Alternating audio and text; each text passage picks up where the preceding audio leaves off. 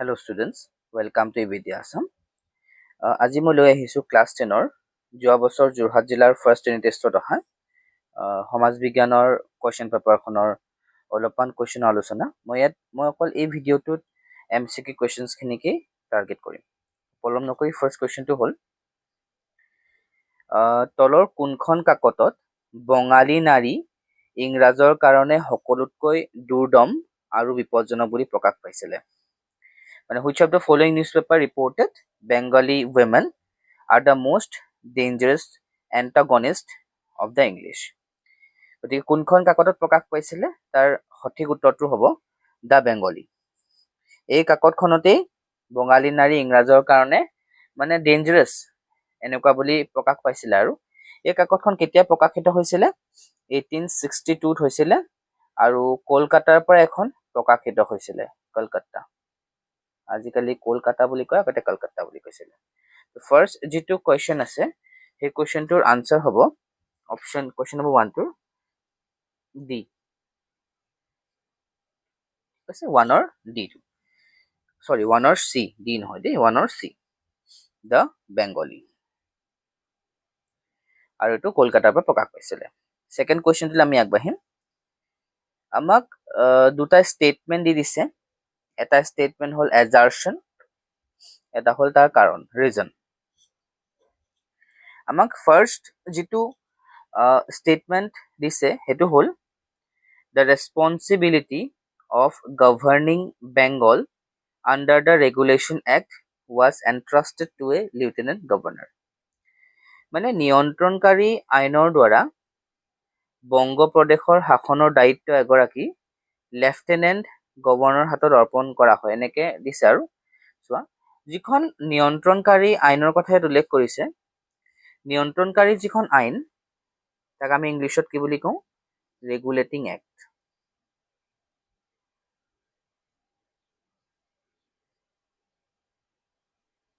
এই ৰেগুলেটিং এক্টখন কেতিয়া আহিছিলে? 1773ত আহিছিলে। অ'কে, এই ৰেগুলেটিং এক্টখনৰ মতে বম্বে আৰু মাদ্ৰাজৰ গভৰ্ণৰ দুজনক বেংগলৰ গভৰ্ণৰ তলতীয়া কৰিছিলে। মানে বেংগলৰ গভৰ্ণৰজন মানে senior most compare to the Bombay আৰু আমাৰ মাদ্ৰাজ। ঠিক আছে, তো সেই আইনখনত লেফটেনেণ্ট গভৰ্ণৰৰ কথা কোনো উল্লেখ কৰা নাছিলে। ঠিক আছে, তো ইয়াৰ যিটো ফাৰ্ষ্ট যিটো আমাৰ উক্তি দিছে, এই নিয়ন্ত্ৰণকাৰী আইনৰ দ্বাৰা বংগ প্ৰদেশৰ শাসনৰ দায়িত্ব এগৰাকী লেফটেনেণ্ট গভৰ্ণৰ, এইটো ভুল, এইটো ইনকাৰেক্ট হয়।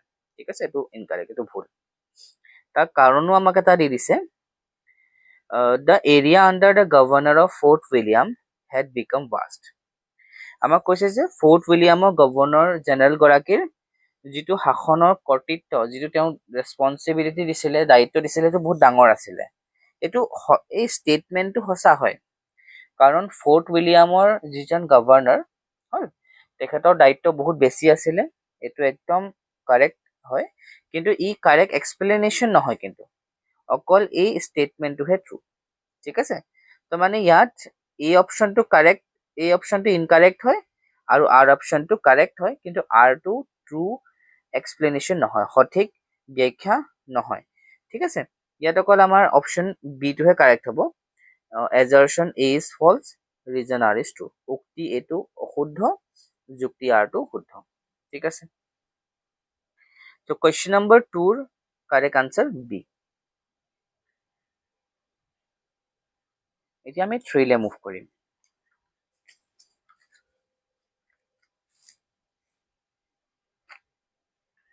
কুৱেশ্যন নম্বৰ 3ত আমাক কৈছে the reason behind the partition of Bengal was. বেংগলখন পাৰ্টিশ্যন কৰাৰ মেইন কাৰণটো কি আছিলে? মেইন কাৰণটো হ'ল এইটোৱে যে হিন্দু আৰু মুছলিম মানুহক বিভাজন কৰা, মানে ডিভাইড কৰি দিয়া, এটা ব্যৱধান আনি দিয়া হিন্দু আৰু মুছলিম মানুহক। ঠিক আছে, অ'কে, ডিভাইড এণ্ড ৰুল পলিচিটো ব্যৱহাৰ কৰিছিলে ব্ৰিটিছে।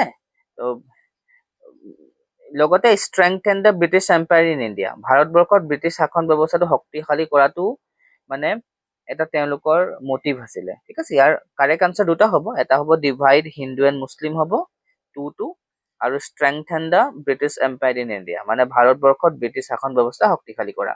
2 আৰু 4 টো কাৰেক্ট হ'ব ইয়াত। 2 আৰু 4 কোনটো অপশ্যনত আছে? Option D. অপশ্যন ডি টো কাৰেক্ট হ'ব। কুৱেশ্যন নম্বৰ 4 টোলৈ আহোঁ। 2 ladies played important role in Swadeshi movement are, মানে স্বদেশী আন্দোলনত উল্লেখযোগ্য বা গুৰুত্বপূৰ্ণ ভূমিকা পালন কৰা দুগৰাকী মহিলাৰ নাম সুধিছে। ইয়াত কোন দুগৰাকী হ'ব? ইয়াত হ'ব অ'কে, সৰলা দেৱী আৰু নিবেদিতা। অপশ্যন বি টো শুদ্ধ আমাৰ। ঠিক আছে, সৰলা দেৱী আৰু নিবেদিতা। কুৱেশ্যন নম্বৰ 5 লৈ আমি আহিম এবাৰ। Which of the following incident and year of the happening is are correctly matched? আমাক কেইটামান ইভেন্ট দি দিছে আৰু তাৰ চিধা চিধি ইভেন্ট মানে ঘটনা কেইটামান দি দিছে আৰু সেই ঘটনাবোৰ কেতিয়া হৈছিলে তাৰ চনবোৰ দি দিছে। আমি কোনটো শুদ্ধ কোনটো অশুদ্ধ এইটো আমি ক'ব লাগে। দাণ্ডি মাৰ্চ কেতিয়া হৈছিলে? 1930, ট্ৰু হয়, এইটো কাৰেক্ট, ট্ৰু হয়। দাণ্ডি মাৰ্চ, মহাত্মা গান্ধীয়ে দাণ্ডি যাত্ৰা আৰম্ভ কৰিছিলে সাবৰমতীৰ পৰা দাণ্ডিলৈ। ঠিক আছে, কেতিয়া ষ্টাৰ্ট কৰিছিলে? 1930 হয়। ৰাওলাট এক্ট কেতিয়া আহিছিলে? 1920ত ৰাওলাট এক্ট অহা নাছিলে। ৰাওলাট এক্ট আহিছিলে 1919ত। ইয়াৰ কাৰেক্ট আনচাৰটো 1919। অপশ্যন যিটো 2 আছে সেইটো ইনকাৰেক্ট। নেক্সটটো চোৱা, চৌৰি চৌৰা ইনচিডেণ্ট। চৌৰি চৌৰা ঘটনাটো কেতিয়া হৈছিলে? 1922ত হৈছিলে, 1922ত হৈছিলে, এইটো ট্ৰু হয়। গান্ধী আৰউইন পেক্ট কেতিয়া হৈছিলে? 1931 হৈছে, এইটো আমাৰ ট্ৰু হয়। তো আমাৰ কাৰেক্ট আনচাৰ হ'ব 1, 3 আৰু 4। 1, 3 আৰু 4 টো কাৰেক্ট, মানে অপশ্যন ডি টোহে কাৰেক্ট। ঠিক আছে, নেক্সট কুৱেশ্যনটোলৈ আহোঁ। আমাক এবাৰ কৈছে Gandhiji return to India being disappointed from the second round table conference held in London. Mahatma গান্ধীয়ে দ্বিতীয় ঘূৰণীয়া মেজমেলৰ পৰা হতাশ মনেৰে ভাৰতলৈ ঘূৰি আহিছিলে। দ্বিতীয় ঘূৰণীয়া মেজমেল ক'ত হৈছিলে? লণ্ডনত হৈছিলে। ঠিক আছে, 3খন ৰাউণ্ড টেবল কনফাৰেন্স হৈছিলে, ঘূৰণীয়া মেজমেল হৈছিলে। প্ৰথমখনত ভাৰতৰ জাতীয় কংগ্ৰেছে পাৰ্টিচিপেট মানে প্ৰতিযোগিতা কৰা নাছিলে। হ'ল, জাতীয় কংগ্ৰেছে দ্বিতীয়খনতহে কৰিছিলে আৰু জাতীয় কংগ্ৰেছক প্ৰতিনিধিত্ব কৰিছিলে, ৰিপ্ৰেজেণ্ট কৰিছিলে মহাত্মা গান্ধীয়ে। ঠিক আছে, এতিয়া প্ৰথমখনত কিয় কৰা নাছিলে? তাৰ কাৰণটো হ'ল সেই সময়ত আইন অমান্য আন্দোলন চলি আছিলে, চিভিল ডিছঅবিডিয়েণ্ট মুভমেণ্ট চলি আছিলে যে, সেইবাবে প্ৰথম ঘূৰণীয়া মেজমেলত ভাৰতে মানে জাতীয় কংগ্ৰেছে প্ৰতিনিধিত্ব ৰিপ্ৰেজেণ্টেশ্যন কৰা নাছিলে, পাৰ্টিচিপেট কৰা নাছিলে। তো আমাৰ ইয়াৰ এই অপশ্যনটো ট্ৰু হয়। এই অপশ্যনটো যিটো আমাৰ এ দিছে এজাৰচন, এইটো ট্ৰু। তাৰ কাৰণটো আমাক কৈছে যে সংযুক্ত অথবা পৃথক নিৰ্বাচন মণ্ডল তৈয়াৰ কৰা অথবা বিভিন্ন সম্প্ৰদায়ৰ নামত আসন সংৰক্ষণৰ সিদ্ধান্ত লোৱাৰ ক্ষেত্ৰত মেজমেলখন সফল নহ'ল। মানে যিটো ছেকেণ্ড অপশ্যন আমাক দিছে যে সংযুক্ত নিৰ্বাচন মণ্ডলে বেলেগ বেলেগ সম্প্ৰদায়ৰ নামত যে আসন সংৰক্ষণৰ সিদ্ধান্ত লোৱাৰ কথা আছিলে, সেই ক্ষেত্ৰত মানে মেজমেলখন সফল নহ'লে। ঠিক আছে, এইটো আচ্ছা, এইটো ট্ৰু হয়। ঠিক আছে, এইটো ৰিজনটো ট্ৰুৱে হয়। হ'ল, আৰু এই ৰিজনটো মানে এজাৰচনটোৰ সঠিক ব্যাখ্যাও হয়। ঠিক আছে, এইটো কাৰণতে মানে দ্বিতীয় ঘূৰণীয়া মেজমেলখন সফল হোৱা নাছিলে আৰু মহাত্মা গান্ধী ঘূৰি আহিছিলে। মানে both A and R true হ'ব আৰু আৰ ট্ৰু এৰ এক্সপ্লেনেশ্যনো হয়। দাবী এ আৰু কাৰণ উভয় শুদ্ধ আৰু কাৰণ আৰ হৈছে এই দাবীৰ সঠিক ব্যাখ্যা। Option B. কুৱেশ্যন নম্বৰ 7 লৈ আহোঁ। Which of the following is not a primary occupation. আমাক তলত কেইটামান অকুপেশ্যন দি দিছে, বৃত্তি দি দিছে। এই বৃত্তি কেইটাৰ ভিতৰত কোনটো প্ৰাইমেৰী অকুপেশ্যন নহয় সুধিছে, প্ৰাথমিক বৃত্তি নহয় বুলি সুধিছে। এগ্ৰিকালচাৰ মানে কৃষি কৰ্ম, মাছ ধৰা, বনজ সম্পদ, এই গোটেইকেইটা প্ৰাইমেৰী হয়, মানে প্ৰাথমিক বৃত্তি। ছেকেণ্ডাৰী বৃত্তিত কি আহে? যিবোৰ ফেক্টৰী থাকে, যিবোৰত বস্তুবোৰ মানে তৈয়াৰ কৰা হয়, মানে ফেক্টৰী, কাৰখানা, সেইবোৰ ছেকেণ্ডাৰী বৃত্তিত আহে। ঠিক আছে, ইণ্ডাষ্ট্ৰী, সেইবোৰ ছেকেণ্ডাৰী মানে দ্বিতীয়। আৰু যিবোৰ টুৰিজম এক্টিভিটিয়ে নহয়, কেৱল যিবোৰ ছাৰ্ভিচ ক্ষেত্ৰত যিবোৰ আছে, মানে যিবোৰ চাৰ্ভিচ, বেলেগক মানে চাৰ্ভিচ দিয়ে, সেই তেনেকুৱাবোৰ যিবোৰ বৃত্তি, যিবোৰ অকুপেশ্যন, মানে একচুৱেলি চাৰ্ভিচ ছেক্টৰকে আমি কি বুলি কওঁ, টাৰ্চিয়াৰী অকুপেশ্যন বুলি কওঁ। এতিয়া টুৰিজমটো এটা টাৰ্চিয়াৰী হে হ'ব, টাৰ্চিয়াৰী মানে তৃতীয় বৃত্তি, ঠিক আছে, কিয়নো টুৰিজম এক্টিভিটিটো এটা চাৰ্ভিচ ছেক্টৰত পৰে মানে, ঠিক আছে। 7ৰ অপশ্যন হ'ব D2 কাৰেক্ট, ঠিক আছে। টুৰিজমটো মানে পৰ্যটনটো প্ৰাইমেৰী অকুপেশ্যনত মানে প্ৰাথমিক বৃত্তিত নপৰে। কুৱেশ্যন নম্বৰ 8 তাৰ লগতে ৰিলেটেড। আমাক কৈছে ৰাজেনৰ ফাদাৰে ৰিক্সা চলাই জীৱন নিৰ্বাহ কৰে বুলি কৈছে, তেওঁৰ হয়তো অকুপেশ্যন। এতিয়া ৰিক্সা চলোৱাটো এটা কি হয়, চাৰ্ভিচ ছেক্টৰত পৰে মানে, ঠিক আছে। তৃতীয় বৃত্তি হ'ব tertiary occupation, option C2 correct. Primary অকুপেশ্যনত খেতি কৰ্মবোৰহে জড়িত। অ'কে, কুৱেশ্যন নম্বৰ 9 আমি আহোঁ। The supply of health is relatively limited, সঠিক, ঠিক আছে, শুদ্ধ হয়। সম্পত্তি যোগানটো তুলনামূলকভাৱে সীমিত, ঠিক আছে, আৰু কমিও আহি আছে লাহে লাহে, যিদৰে মানে জনসংখ্যা বাঢ়ি গৈ আছে, সম্পত্তি ৱেল্থ সম্পদসমূহ কমি আহি আছে, হ্ৰাস হৈছে। সম্পদৰ ব্যৱহাৰৰ দ্বাৰা উপকাৰ আৰু অপকাৰ দুইটা হ'ব পাৰে, এইটো শুদ্ধ। মানে ইয়াত অপশ্যন A2 ট্ৰু হয়, অপশ্যন B2 ট্ৰু হয়। আমাৰ আনচাৰটো হ'ব A2, 1 and 2 দুইটাই কাৰেক্ট। কুৱেশ্যন নম্বৰ 10 আহিম। মেথছ কৰিব দিছে আমাক। এইটো চোৱা, ইম্পৰ্টেণ্ট হয়। আচ্ছা, জাতীয় সম্পদটো কাৰ লগত জড়িত? জাতীয় সম্পদটো জড়িত মালিকী স্বত্ব অনুসৰি, মানে বেছড অন অ'নাৰশ্বিপ। এইটো হ'ব 4ৰ লগত। বায়'টিক ৰিচোৰ্চটো কাৰ লগত জড়িত? জীৱীয় সম্পদটো গঠন অনুসৰি, ঠিক আছে, based on structure. Man made resources মানে মানুহে সৃষ্টি কৰা সম্পদবোৰ কিহৰ লগত জড়িত? সৃষ্টি প্ৰক্ৰিয়া অনুসৰি, মানে based on process of origin. আৰু নৱীকৰণযোগ্যটো কাৰ লগত জড়িত হ'ব? বেছড অন এভেইলেবিলিটি, স্থায়িত্ব অনুসৰি। মানে A2 হ'ব 4, B2 হ'ব 2, C2 হ'ব 1 আৰু D2 3, মানে অপশ্যন D2 কাৰেক্ট, ঠিক আছে। কুৱেশ্যন নম্বৰ 11 আহোঁ এইবাৰ আমি। তলৰ কোনটো স্থানীয় পৰিৱেশৰ সমস্যা উদাহৰণ? স্থানীয় পৰিৱেশৰ সমস্যা উদাহৰণ কোনটো হ'ব? লেণ্ড পলিউশ্যন কজ বাই স্মল স্কেল ইণ্ডাষ্ট্ৰি, মানে ক্ষুদ্ৰ উদ্যোগৰ ফলত যে মাটিৰ প্ৰদূষণ হয়, সেইটোৱে হ'ব আমাৰ স্থানীয় সমস্যা, স্থানীয় পাৰিৱেশিক সমস্যা উদাহৰণ, ঠিক আছে। লোকেল এনভাইৰনমেণ্টেল প্ৰব্লেম হ'ব এইখিনি, ঠিক আছে। যদি ব্ৰহ্মপুত্ৰত ফ্লাড হৈছে, এইখিনি আৰু চৰকাৰৰ দায়িত্ব, হয়নে? বাৰু, নেক্সট কুৱেশ্যন নম্বৰ 12 আহোঁ আমি।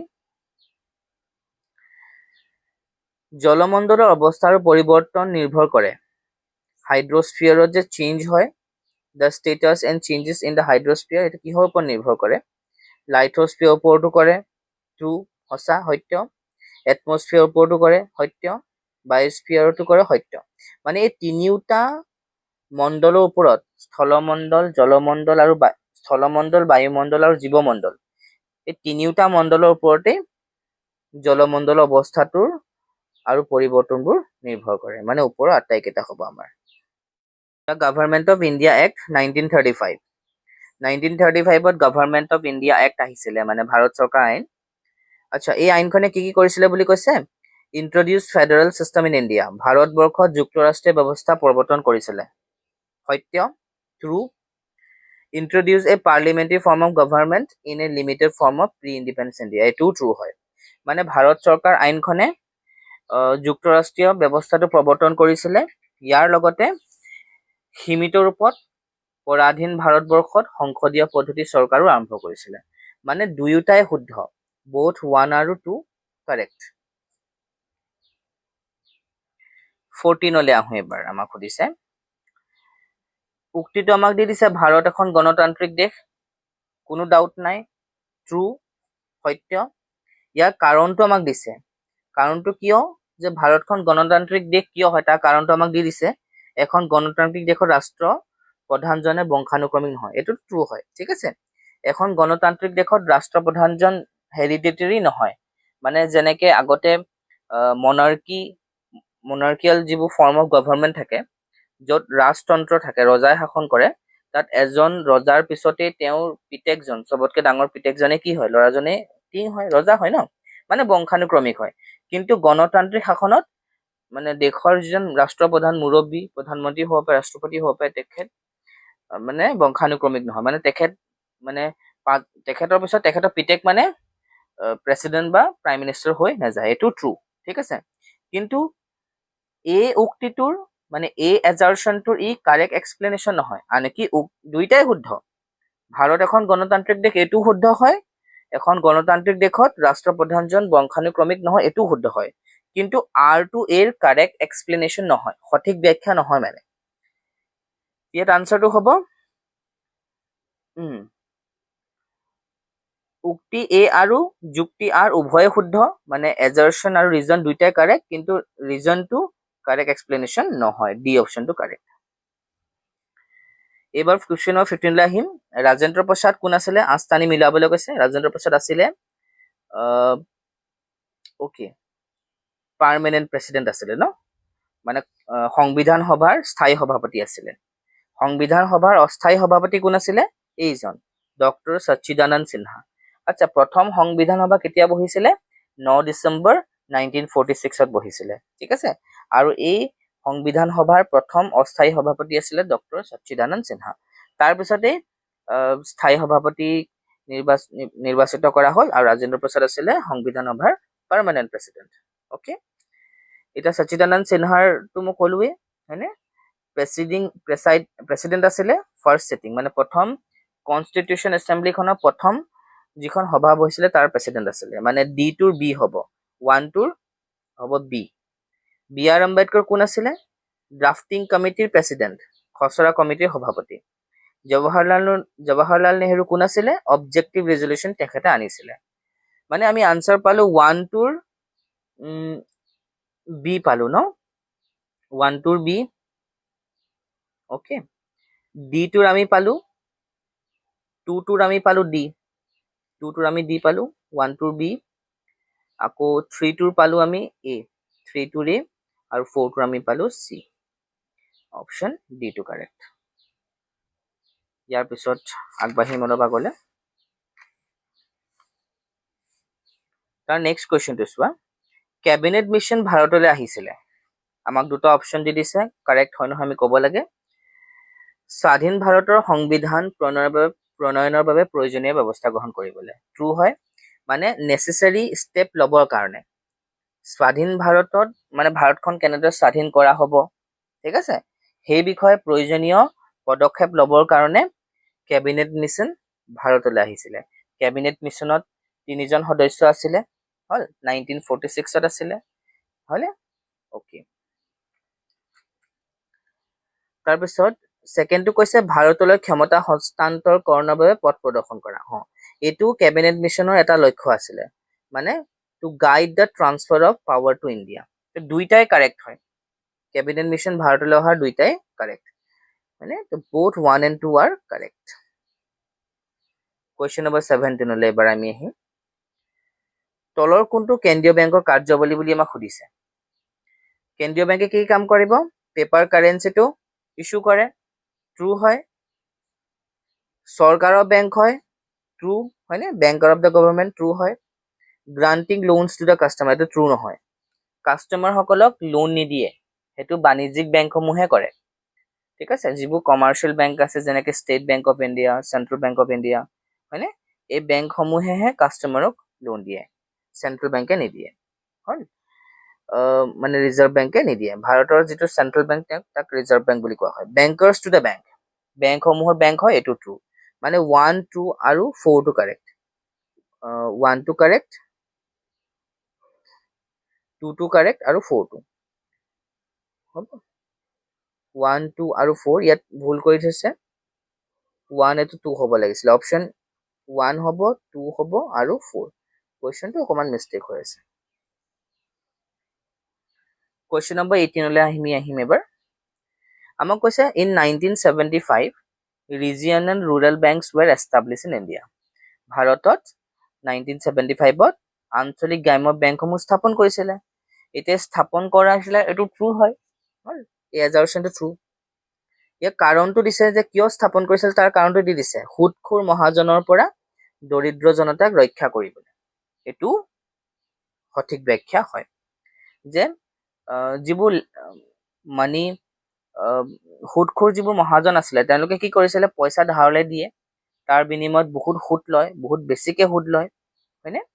তেওঁলোকৰ সুদ শেষেই নহয়গে, হা, বছৰ বছৰ ধৰি দিয়ে থাকিবলগীয়া হয় সুদ তেওঁলোকক।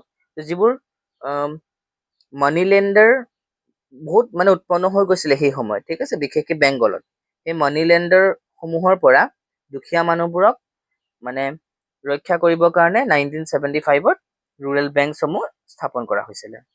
ইয়াৰ এজাৰশ্যনটো ট্ৰু হয়, ৰিজনটো ট্ৰু হয়, আৰু ৰিজনটো এজাৰশ্যনটোৰ কাৰেক্ট এক্সপ্লেনেশ্যন হয়, ঠিক আছে। ইয়াৰ আনসাৰ হ'ব বি, বিটো কাৰেক্ট। 19লৈ আহিম এবাৰ। The difficulty in the barter practice due to mismatch of need between the two person called, ইয়াক আমি কি বুলি কওঁ, মানে বাৰ্টাৰ প্ৰেক্টিচ কাক কয়, মানে পণ্য বিনিময় প্ৰথা। পণ্য বিনিময় প্ৰথাত যে দুজন ব্যক্তিৰ মাজত হোৱা অপ্ৰয়োজনীয়তা অমিলৰ বাবে বিনিময় অনুশীলনত হোৱা অসুবিধাটোক আমি কি বুলি কওঁ, সংগতিবিহীন অভাৱ, ঠিক আছে, lack of double coincidence of ওৱান বুলি আমি কওঁ। কুৱেশ্যন নম্বৰ 22 চোৱা, তলৰ উল্লেখিত কোনবোৰ মুদ্ৰাৰ বৈশিষ্ট্য নহয়? প্ৰথমটো অপশ্যন দিছে মানি মাষ্ট হেভ জেনেৰেল একচেপ্টেবিলিটি, মানে মুদ্ৰাক সকলোৱে গ্ৰহণ কৰিব লাগিব, মুদ্ৰাৰ গ্ৰহণযোগ্যতা থাকিব লাগিব, এইটো ট্ৰু হয়, এইটো মুদ্ৰাৰ এটা বৈশিষ্ট্য হয়। মানি মাষ্ট হেভ লিকুইডিটি, মুদ্ৰাৰ তাৰল্য গুণ থাকিব লাগিব, এইটো মুদ্ৰাৰ এটা বৈশিষ্ট্য হয়। মুদ্ৰা বিনিময় মাধ্যম হ'ব লাগিব ন, মানে আমি মুদ্ৰা দি পেলাই বেলেগ এটা বস্তু আমি ল'ব পাৰিব লাগিব, ঠিক আছে, এইটো এটা মুদ্ৰাৰ বৈশিষ্ট্য হয়। শেষত money measurement of values of good, মানে মুদ্ৰাই বস্তুটোৰ পৰিমাণটো জুখিব পাৰিব লাগিব, মানে কিমান মুদ্ৰা দিলে আমি কিমান পৰিমাণৰ বস্তু পাম তাক নিৰ্ধাৰণ কৰিব পাৰিব লাগিব মুদ্ৰাই। গতিকে এই গোটেইকেইটাই মুদ্ৰাৰ কি হয়, এটা বৈশিষ্ট্য হয়, কেৰেক্টাৰিষ্টিক্স হয়। সেইকাৰণে আমাৰ অপশ্যন হ'ব 1, 2, 3 and 4, এই গোটেইকেইটাই কি হয়, কাৰেক্ট, ঠিক আছে। আজি ভিডিঅ'টোত ইমানেই আছিলে। যদি ভিডিঅ'টো ভাল পোৱা, লাইক, শ্বেয়াৰ এণ্ড ছাবস্ক্ৰাইব কৰিবা। Thank U.